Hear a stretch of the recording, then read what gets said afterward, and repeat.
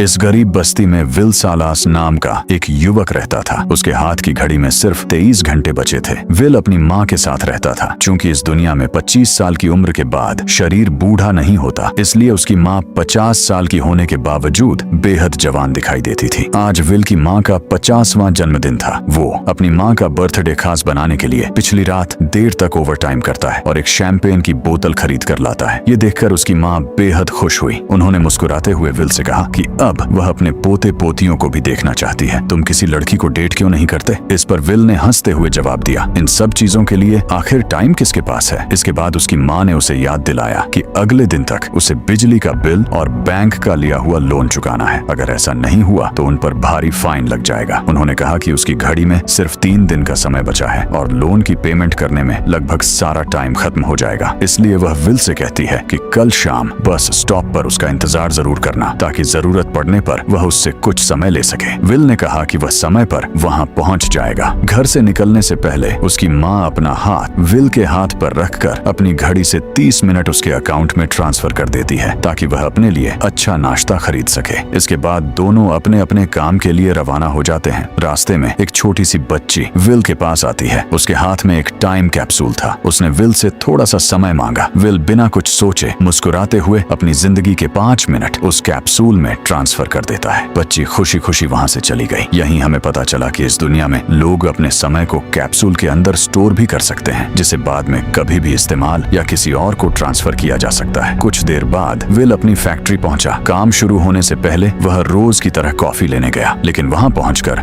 वह हैरान रह जाता है। उसने देखा कि लगभग हर चीज की कीमत पहले से 2 गुनी हो चुकी है। जो कॉफी कुछ समय पहले सिर्फ 2 मिनट में मिल रही थी, अब उसे खरीदने के लिए पूरे 4 मिनट चुकाने पड़ रहे थे। इस दुनिया में किसी भी चीज की कीमत कभी भी बढ़ा दी जाती थी और सबसे हैरानी की बात यह थी कि इसके लिए कोई अनाउंसमेंट तक नहीं होती थी। यह एक ऐसी दुनिया है जहां पैसों की कोई कीमत नहीं। यहाँ समय ही असली करेंसी है। अगर आपको खाना खरीदना है, सफर करना है या कोई भी चीज लेनी है तो उसकी कीमत आपको अपनी जिंदगी के समय से चुकानी पड़ेगी। यहाँ हर इंसान के हाथ पर एक डिजिटल घड़ी होती है जो उसकी बची हुई जिंदगी का समय दिखाती है। जब कोई व्यक्ति 25 साल का हो जाता है तो उसकी उम्र बढ़ना बंद हो जाती है, लेकिन उसी पल उसके हाथ पर सिर्फ 1 साल का काउंटडाउन शुरू हो जाता है। अगर वह समय खत्म हो जाए तो उसकी मौत हो जाएगी। इसलिए इस दुनिया में जिंदा रहने के लिए हर दिन समय कमाना जरूरी है। अमीर लोगों के पास इतना ज्यादा समय जमा था कि वे सैकड़ों नहीं बल्कि हजारों साल तक जी सकते थे। उन्होंने अपने लिए एक अलग और सुरक्षित दुनिया बना ली थी जहां उन्हें समय की कोई चिंता नहीं थी। वहीं दूसरी तरफ गेटो सिटी में रहने वाले गरीब लोग हर दिन संघर्ष करते थे। वे दिन रात मेहनत करके कुछ घंटे या कुछ दिन का समय कमाते थे ताकि उनकी जिंदगी चलती रहे। ये बात विल को बिल्कुल पसंद नहीं आई, लेकिन उसके पास कोई दूसरा विकल्प भी नहीं था। मजबूरन उसने कॉफी खरीदने के लिए अपनी जिंदगी के 4 मिनट चुकाए और फिर काम में लग गया। पूरा दिन काम करने के बाद रात को विल अपने दोस्त के साथ एक बार में पहुंचा। उसका दोस्त एक जबरदस्त शराबी था। वह ज्यादातर समय नशे में ही धुत रहता था। बार में बैठते ही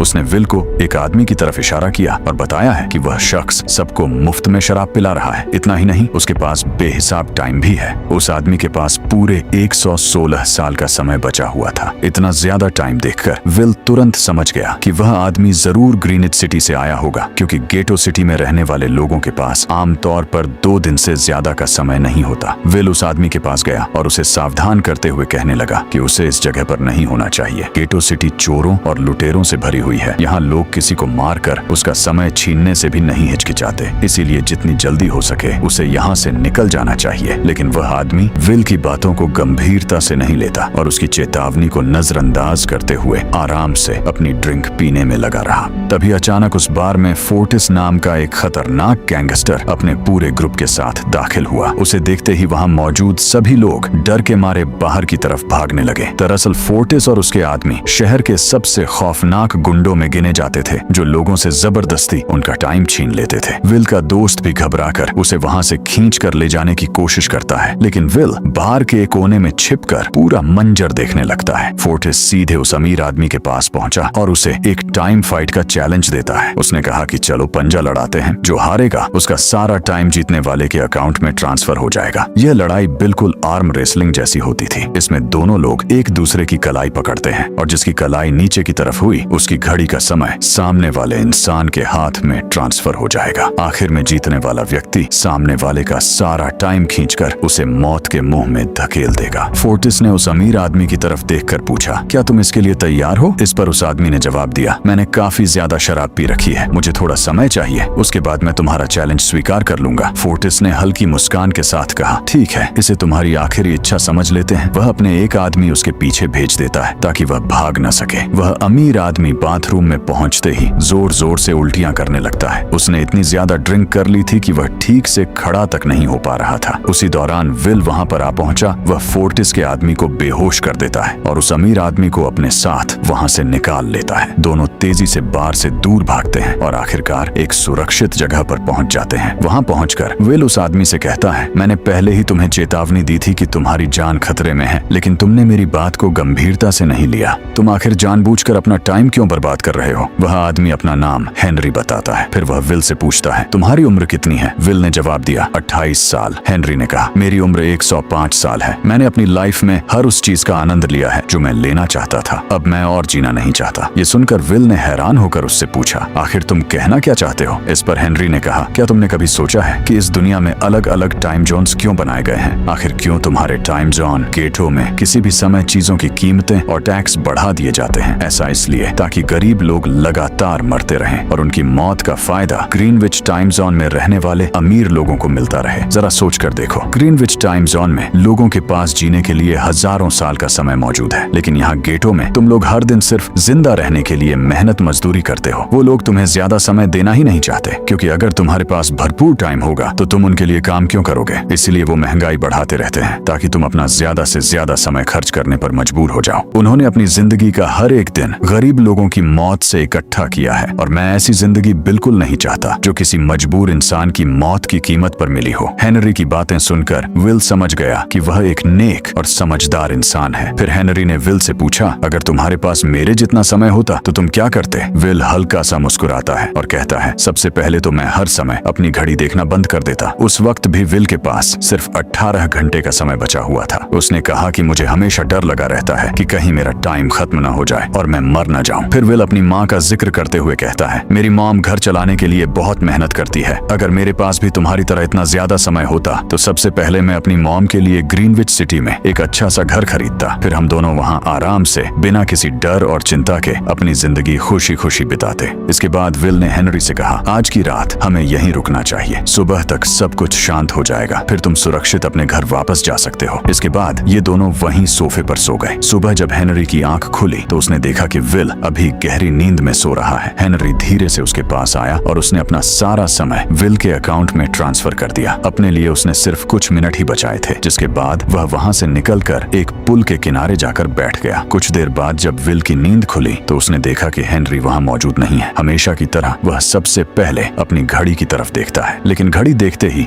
उसके होश उड़ गए। उसके टाइमर में पूरे 116 साल जुड़ चुके थे। एक पल के लिए उसे लगा कि शायद वह अभी भी सपना देख रहा है। तभी उसकी नजर खिड़की पर पड़ी जिस पर लिखा था, मेरा टाइम बर्बाद मत करना। यह पढ़ते ही विल समझ गया कि हेनरी ने अपना पूरा समय उसके नाम कर दिया है। उसी समय विल की नजर दूर पुल पर बैठे हेनरी की तरफ पड़ती है। वह पूरी ताकत से उसकी ओर दौड़ा, लेकिन अब बहुत देर हो चुकी थी। हेनरी की घड़ी में सिर्फ कुछ सेकंड बाकी थे और जैसे ही उसका टाइम खत्म हुआ वह एक झटके के साथ पानी में जा गिरा। हेनरी की मौत देखकर विल पूरी तरह टूट चुका था। उसे इस बात का गहरा दुख था कि वह उसे बचा नहीं सका। अब विल के पास 116 साल का समय था, लेकिन साथ ही वह यह भी समझ जाता है कि अगर वह यहाँ रुका रहा तो लोग यही मानेंगे कि हेनरी की मौत के पीछे उसी का हाथ है। इसी वजह से वह तुरंत अपने दोस्त के पास पहुंचा। विल ने दोस्ती निभाते हुए उसे 10 साल का समय ट्रांसफर कर दिया। इतना समय पाकर उसका दोस्त भावुक हो जाता है और दिल से विल का शुक्रिया अदा करता है। फिर विल उससे कहता है, अब मेरे लिए यहाँ रुकना सुरक्षित नहीं है। मेरे पास इतना ज्यादा टाइम है कि इसे देखकर कोई भी मुझे मारकर मेरा समय छीनने की कोशिश कर सकता है। इसके बाद वह अपने दोस्त को अलविदा कहकर वहां से सीधे उसी बस स्टॉप पर पहुंचता है जहां 2 दिन पहले उसकी माँ ने उससे मिलने को कहा था। दूसरी तरफ विल की माँ घर लौटने के लिए बस में चढ़ती है, लेकिन तभी उसे पता चला कि बस के किराए की कीमत अचानक दोगुनी कर दी गई है। जो टिकट पहले 1 घंटे में मिल जाती थी अब उसके लिए 2 घंटे चुकाने पड़ रहे थे। ये सुनते ही उसकी माँ के चेहरे का रंग उड़ जाता है, क्योंकि उसके पास उस समय सिर्फ 1.5 घंटा ही बचा था।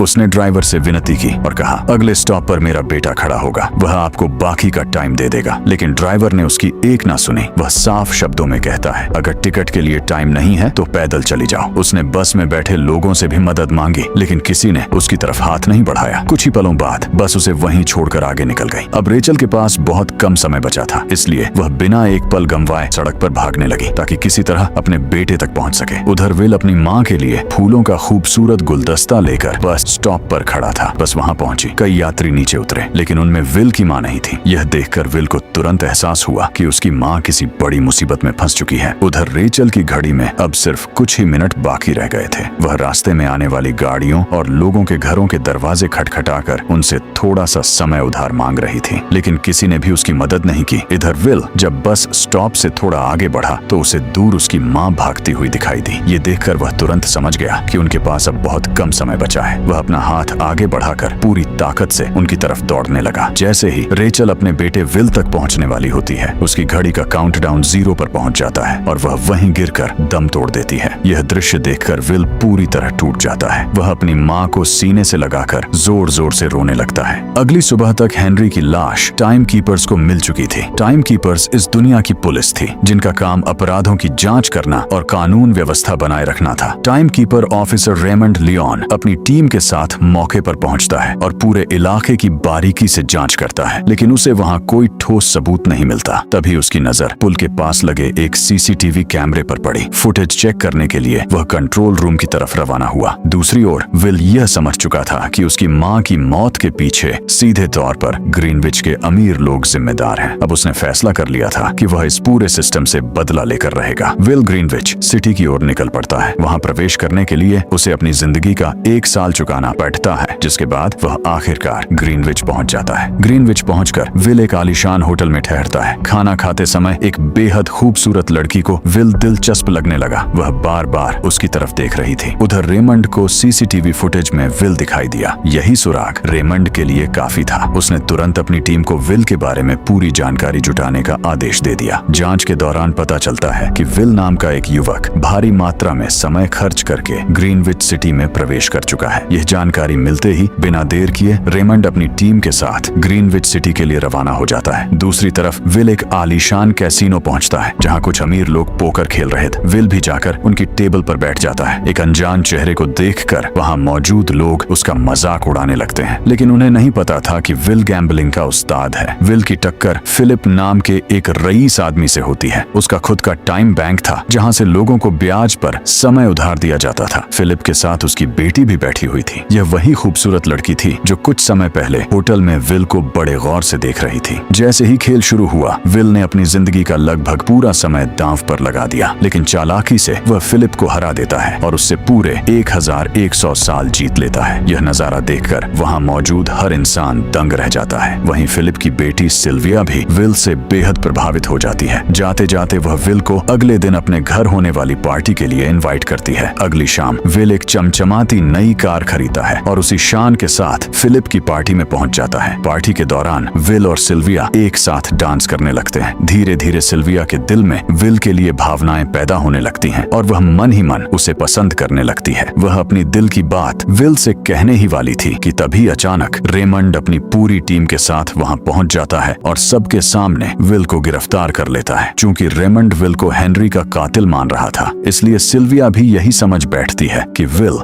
सचमुच एक खूनी है और उसे दूरी बना लेती है। रेमंड ने सबसे पहले विल के पास मौजूद लगभग सारा समय जब्त कर लिया और उसके अकाउंट में सिर्फ 2 घंटे बाकी छोड़े। गिरफ्तार करते समय उसने विल से पूछा, तुमने हेनरी को क्यों मारा? इस पर विल जवाब दिया, मैंने उसे नहीं मारा। उसने अपनी मर्जी से मुझे 116 साल दिए थे और बाद में खुद अपनी जान ले ली। लेकिन रेमंड को उसकी बातों पर बिल्कुल भरोसा नहीं होता। विल समझ गया कि रेमंड उसे एक झूठे मर्डर केस के मामले में फंसाकर जेल भेजना चाहता है। मौका मिलते ही उसने रेमंड के आदमियों पर हमला कर दिया और बंदूक की नोक पर सिल्विया को बंधक बना लिया। सिल्विया को अपनी ढाल बनाकर विल वहां से गेटो सिटी की तरफ रवाना हो जाता है। भागते टाइम विल का समय तेजी से खत्म हो रहा था। रास्ते में उसने सिल्विया से कुछ समय उधार मांगा, लेकिन सिल्विया उसे 1 सेकंड देने के लिए भी तैयार नहीं होती, क्योंकि उसे लग रहा था कि विल ने हेनरी की हत्या की है। इसी वजह से विल कार को तेज रफ्तार से गेटो सिटी की ओर दौड़ाता है, लेकिन जल्दबाजी में उसकी कार सड़क पर बिछी खंटीली तारों से टकराती है और कार सीधे पुल से नीचे जा गिरती है। इस भयानक हादसे में विल और सिल्विया दोनों बेहोश हो जाते हैं। दरअसल सड़क पर वे कांटेदार जाल फोर्टिस और उसकी गैंग ने बिछाए थे। जब फोर्टिस की नजर सिल्विया की घड़ी में गई तो उसने देखा कि उसमें 10 साल का समय मौजूद है। मौका देखकर वह सिल्विया का सारा समय चुरा लेता है और अपनी गैंग के साथ वहां से फरार हो जाता है। कुछ देर बाद जब दोनों को होश आया तो सिल्विया अपनी घड़ी देखती है और घबरा जाती है। उसके पास अब सिर्फ 30 मिनट का समय बचा था। वहीं विल के पास भी सिर्फ कुछ मिनट ही बाकी थे, लेकिन इसके बावजूद विल ने कुछ मिनट सिल्विया को ट्रांसफर कर दिए ताकि दोनों के पास बराबर समय रह सके। इसके बाद विल सिल्विया को साथ लेकर अपने उस दोस्त के घर पहुंचता है जिसे उसने कुछ समय पहले 10 साल का समय दिया था। लेकिन वहां पहुंचकर उसे पता चला कि उसके दोस्त ने सारा समय शराब पीने में बर्बाद कर दिया था, जिसकी वजह से उसकी मौत हो चुकी थी। लेकिन उस समय उसके पास दुख मनाने का भी वक्त नहीं था। तभी विल की नजर सिल्विया के कानों में पहनी हुई हीरे की बालियों पर पड़ती है। उन्हें बेचकर ये दोनों किसी तरह 2 दिन का समय हासिल कर लेते हैं। इसके बाद दोनों एक फोन बूथ से सिल्विया के पिता फिलिप को कॉल करता है और विल उसे बताता है कि उसकी बेटी पूरी तरह सुरक्षित है। उसने साफ शब्दों में कहता है कि अगर फिलिप अपनी बेटी को सही सलामत वापस देखना चाहता है तो उसे बदले में 10,000 साल का समय देना होगा, लेकिन ये समय टाइम बैंक के जरिए गेटो के गरीब लोगों में बांटे जाएं ताकि उन्हें भी जीने का मौका मिल सके। इसके लिए वह फिलिप को अगली सुबह तक का समय देता है। हालांकि फिलिप के लिए ये रकम कोई बड़ी बात नहीं थी, लेकिन वह किसी भी कीमत पर गरीब लोगों के हाथ में इतना समय नहीं पहुंचने देना चाहता था। इधर विल सिल्विया को अपने घर ले आया, जहां दोनों अगली सुबह का इंतजार करने लगते हैं। इसी दौरान सिल्विया ने विल से पूछा, तुम्हारी फैमिली कहाँ है? विल ने कहा, पिछली रात मेरी माँ की मौत हो गई, सिर्फ इसलिए क्योंकि उसके पास पर्याप्त समय नहीं था। ये सुनते ही सिल्विया का चेहरा उतर गया। अगली सुबह जैसे ही बैंक खुलता है, विल और सिल्विया खिड़की से बैंक पर नजर रखने लगे। बैंक के दरवाजे खुलते हैं, मगर गरीबों को 1 सेकंड भी नहीं मिलता। अब सिल्विया को समझ आ जाता है कि उसके पिता के लिए समय अपनी बेटी से भी ज्यादा कीमती है। उसका पिता सिर्फ एक बड़ा बिजनेसमैन नहीं, बल्कि उसी क्रूर सिस्टम का हिस्सा है जो गरीबों की मौत पर टिका हुआ है। सिल्विया को निराश देखकर विल उसे घर वापस भेजने का फैसला करता है। वह उसे एक फोन बूथ तक लेकर जाता है और कहता है कि अपने पिता को कॉल करके अपने लिए मदद बुला ले। साथ ही विल अपनी सुरक्षा के लिए रखी हुई बंदूक भी उसे दे देता है ताकि जरूरत पड़ने पर वह खुद की रक्षा कर सके। उधर सिल्विया फोन पर अपने पिता से बात कर रही होती है। तभी रेमंड वहां पहुंच जाता है और पीछे से विल पर बंदूक तान देता है। रेमंड ट्रिगर दबाने ही वाला था कि अचानक सिल्विया उस पर गोली चला देती है। खुशकिस्मती से गोली रेमंड के हाथ को छूती हुई निकल गई थी, लेकिन जख्म गहरा था और उसके हाथ से लगातार खून बह रहा था। विल तुरंत समझ गया कि जब तक रेमंड की टीम यहाँ पहुंचेगी तब तक ज्यादा खून बह जाने की वजह से उसकी मौत हो जाएगी। इसीलिए उसने रेमंड की घड़ी में 2 घंटे का समय ट्रांसफर कर दिया और फिर उसकी कार लेकर वहां से निकल गया। अब क्योंकि सिल्विया ने रेमंड पर गोली चला दी थी, इसीलिए उसका नाम भी अपराधियों की सूची में शामिल हो चुका था। लेकिन सिल्विया की सोच अब बदल चुकी थी, इसीलिए उसने फैसला कर लिया कि वह गरीबों को उनका हक दिलाने की इस लड़ाई में विल का साथ देगी। उन्होंने तय किया कि वे ग्रीनविच के बैंकों से टाइम कैप्सूल चुराएंगे और उन्हें गरीब लोगों में बांट देंगे। सबसे पहले उन्होंने फिलिप के बैंकों को निशाना बनाया। दोनों ने मिलकर बैंक की तिजोरियों से टाइम कैप्सूल निकाले और वहां से फरार हो गए। इसके बाद वे उन कैप्सूलों में मौजूद समय को जरूरतमंद गरीब लोगों में बांटने लगे ताकि जिन लोगों के पास जीने के लिए कुछ घंटे भी नहीं बचे थे उन्हें एक नई जिंदगी मिल सके। इतनी बड़ी बड़ी चोरियों के बाद अब सरकार भी विल और सिल्विया से परेशान हो चुकी थी। इसी वजह से प्रशासन ने इन दोनों के सिर पर 10 साल के समय का इनाम घोषित कर दिया। यह खबर सुनते ही गैंगस्टर फोर्टिस भी इनके पीछे पड़ गया। विल और सिल्विया ने छुपने के लिए पूरा होटल ही बुक कर लिया था। इसी बीच फोर्टिस उनकी तलाश करते करते उस होटल के बाहर पहुंचा। एक आदमी ने मौत के डर से फोर्टिस को उस होटल का पता बता दिया जहां ये दोनों छिपे हुए थे। यह जानकारी मिलते ही फोर्टिस अपनी पूरी गैंग के साथ वहां पहुंच गया और दोनों को पकड़ लिया। उसने विल को एक टाइम फाइट का चैलेंज दे डाला। फोर्टिस और विल ने एक दूसरे की कलाई पकड़ ली और मौत का यह खतरनाक खेल शुरू हो गया। फोर्टिस ने शुरुआत में ही विल का हाथ नीचे दबा दिया और विल का समय तेजी से फोर्टिस के अकाउंट में ट्रांसफर होने लगा। ऐसा लग रहा था मानो वह जानबूझकर हारने की कोशिश कर रहा हो। लेकिन जैसे ही विल की घड़ी में सिर्फ 3 से 4 सेकंड बचे, उसने एक ही झटके में फोर्टिस का हाथ नीचे दबा दिया। यह देखकर फोर्टिस की आंखें फटी की फटी रह गईं। इसी बीच विल ने अपने जूते में छिपाई हुई बंदूक निकाली और पलक झपकते ही उसके सभी आदमियों को मार डाला। उधर फोर्टिस की घड़ी का समय 0 पर पहुंच गया और उसकी जिंदगी भी खत्म हो गई। उसके मरते ही विल और सिल्विया वहां से तेजी से निकल गए, लेकिन बाहर आते ही इन्हें पता चला कि अमीरों ने महंगाई को कई गुना बढ़ा दिया था। अब रोजमर्रा की चीजें पहले से कहीं ज्यादा महंगी हो चुकी थीं। ये सब देखकर विल सिल्विया सिल्विया से कहता है, अब सब खत्म हो चुका है, हम गरीबों में 1000 साल भी बांट दें तब भी कोई फर्क नहीं पड़ेगा, क्योंकि अमीर लोग हर बार महंगाई को और बढ़ा देंगे।